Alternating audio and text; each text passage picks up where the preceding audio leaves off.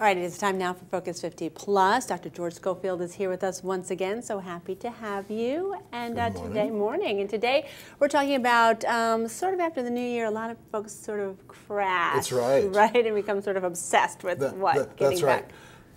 We get all excited over the holidays. We put a lot of energy. New Year's happens. We have New Year's resolutions, and by the middle of January, there are a lot of people who go, oh, and they begin to crash. Yeah.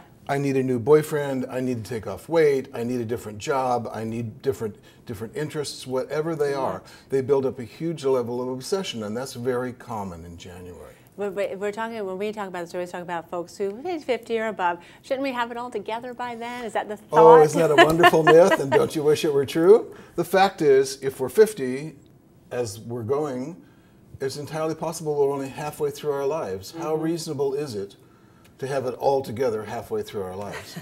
Not very. If 40 feels like that, then no. Right. Exactly. Exactly.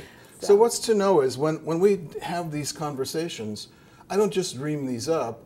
I actually work with what comes to me during the week from the community and from the viewers. And in this case, what stimulated me to talk about it was there's someone who called me and wants a new job and has interviewed for that new job, and isn't clear if that new job's going to come. Okay. And the level of anxiety was through the roof. So there was a conversation with the husband, there was a conversation with me, there was a conversation with a brother, there was a conversation with the best friend. And at this point, we're all going to be exhausted by listening to this.